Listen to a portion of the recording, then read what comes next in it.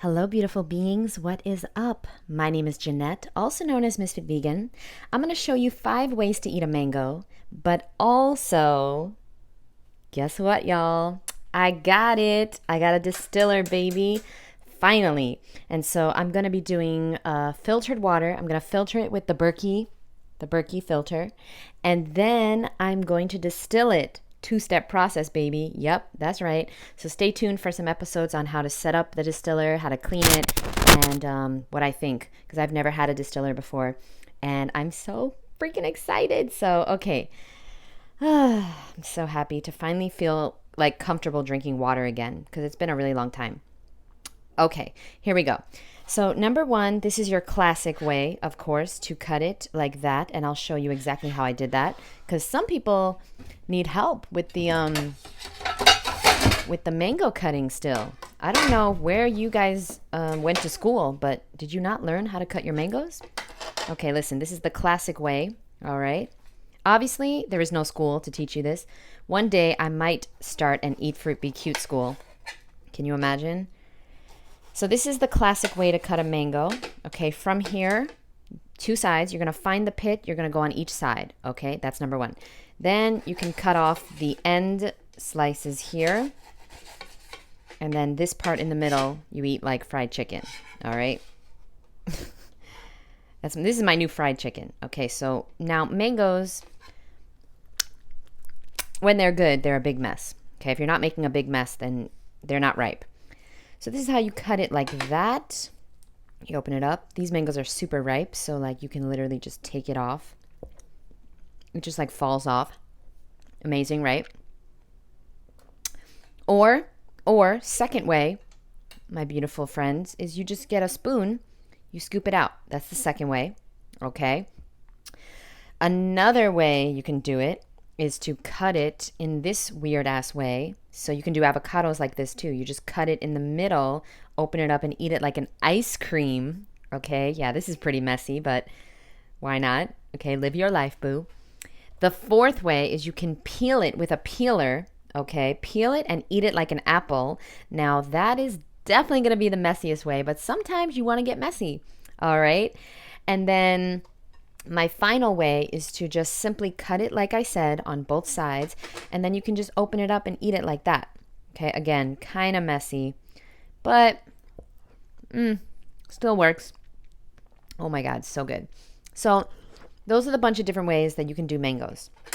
Now, if you're trying to be like really, really clean and, like create the least amount of mess, I would do it with a spoon. Okay, same with persimmons. I would eat persimmons with a spoon if you're trying to be classy and like not create a big mess. But like most fruits, if you're eating them and they're not dripping down all over your face, big mess, you don't have to like go in the ocean or shower afterwards, they're probably not ripe. Okay, so just a heads up on that. Now this is going to be my lunch. I'm having about 5 mangoes, but I might have more. As you can see, I do have a lot. Hold on. I can't touch my phone. Ugh, with these mango hands. Okay, so I have a lot of mangoes in my house. I have a lot of fruit in my house in general, always. I have a pineapple here. I've got a dino melon. I've got a canary melon. I've got a cantaloupe. I got a lot of fruit, watermelons and stuff like that, because why? That's what I eat. Okay, so now if you eat rice and beans and pasta, you probably have hundreds of pieces of rice in your house. Am I right? If you eat pasta, you probably have pasta. If you eat bread, you probably have bread. I eat fruit. And if you want to eat fruit too, well, then I highly recommend you stock up. Now, today's question comes from, I forgot her name, but it's an Instagram follower.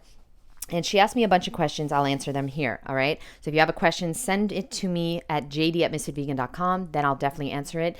Or send it to me on Instagram. I might answer it. Okay, so she wanted to know, she said she would love to eat mono meals like this, but when she eats the mono meals, she gets extremely nauseous and very, very bloated and full.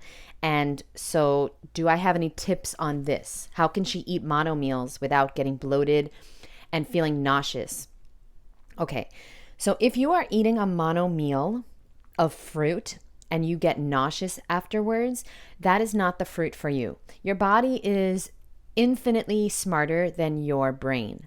And so your brain might be saying, oh yeah, I want to eat mangoes. They're really cheap right now. They might be on sale. Or I want to eat apples. They're really good for me. Or I want to eat grapefruit. They're really high in vitamin C. But if you're getting nauseous, then most likely there's two things going on. One, your body doesn't want that fruit right now. So don't eat that fruit again for a while. Your body knows what it's doing. I've personally never gotten nauseous after a fruit meal. However,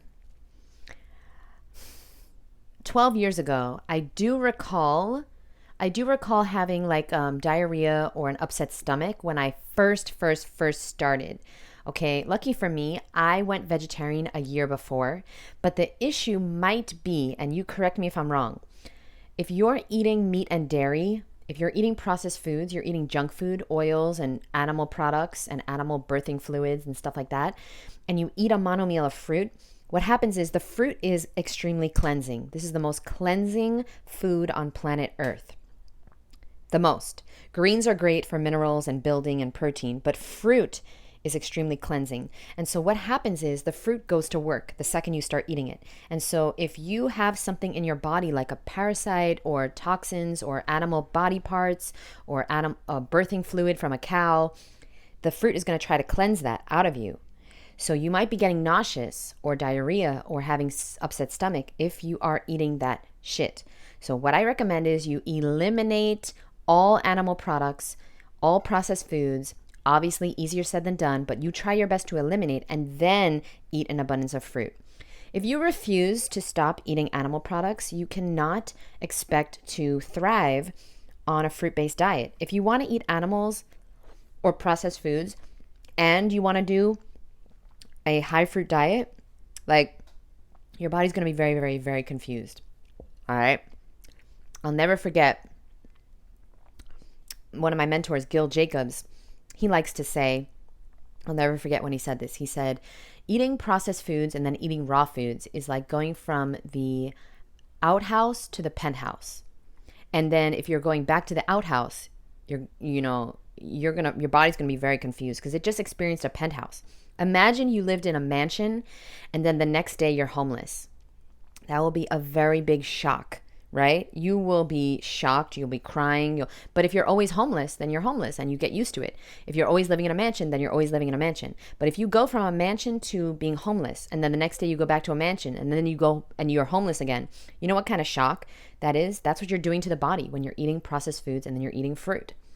So please understand that that's probably what's happening. You probably have shit in you. Get a colonic, a closed system, gravity method colonic. Stop eating shit. The fruit will never be the problem. The processed shit is the problem. The shit in your body is the problem, not the fruit. The other thing is you're just eating the wrong fruit. Your body doesn't want that, and don't eat it, okay? Trying to think of a fruit that ever made me nauseous. I don't think so. But I've been transitioning slowly since 2010. I mean, technically, I got a juicer when I was 14, but I didn't go vegetarian until 2010, and then in 2011, I went raw vegan. So lucky for me, I did have a big transition time between being vegetarian and going raw. That was a whole year. Maybe you want to do that. Maybe you want to be vegetarian for a year, but please be a healthy vegetarian. I don't know if there's such a thing, because technically the birthing fluid is to make a 200-pound cow into 1,000-pound cow, right? Like that's the purpose of milk. The purpose of milk from a cow is to take a baby calf that weighs 200 pounds and turn it into 1,000-pound cow. Why in the world do you think you gain weight when you eat dairy? Dairy is a class 1 carcinogenic. Please stay away from that shit. Okay, guys. Thank you so much. I'm going to see you in the next video. I love you. I thank you. And I'm going to freeze these mangoes.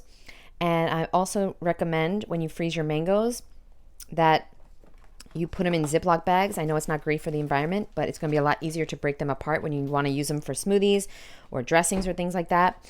If you find fruit on sale in the stores, buy a shit ton of it. And whatever you don't eat, freeze. Okay. I also recommend giving away fruit as much as possible. People really appreciate it. And then they know how good things can taste. Okay. So like Trust me, if you know me right now here in Florida, I'm giving away mangoes to everybody, okay? Because I want them to know that fruit is delicious and amazing, and they, instead of eating a dead animal's body part, they'll eat fruit. And so a lot of people don't think it's a meal. I'm telling you, it is a meal. Oh, and one last question she asked. She said, can you recommend a non-supplement form of B12? Okay, B12 is something that your body makes if you're healthy. And so I don't personally worry about B12 personally. However, if you really need B12, take a supplement. Like you go to the doctor and you're B12 deficient, then take a supplement. If you're not deficient, then don't take anything, okay? You should not pre-supplement with things. That's like saying, okay, I might get breast cancer, so I'm going to cut off my breasts. I might get skin cancer, so I'm going to remove all my skin. If you might get a B12 deficiency, that's fine. You'll take a supplement when you need to. But personally, I would never recommend a supplement unless you're deficient. If you are deficient, then yeah, take a supplement. Or what would I do? I would probably take a supplement, to be honest. They say Daily Green Boost has B12 in it. They say, like, I remember Ted Carr. Sorry, my hand is like really close to the screen. I'm putting the mangoes in the Ziploc bag. They say, like Ted Carr once said, that he gets his B12 from the water. Like he swims in the water. I like to think about that sometimes. I go in the ocean every day, so maybe I'm getting some B12 there. I don't know if that's true or not. It's a very old video from Ted Carr. I think that's where I heard it. Could be wrong. But anyway, yeah, I would say skip the nutritional yeast because that's yeast and you don't want yeast in your body. I would say, yeah. They say alfalfa sprouts have B12 in them. Who knows? This B12 thing will never die, and I'm not worried about it. And you shouldn't be either. Get a blood test, see if you're deficient. If you're not, keep it moving, boo. Don't worry about it. Don't stress it out. All right, I love you so much, guys, and I'll see you in the next episode. Bye. Sorry, it's such a messy episode. Bye.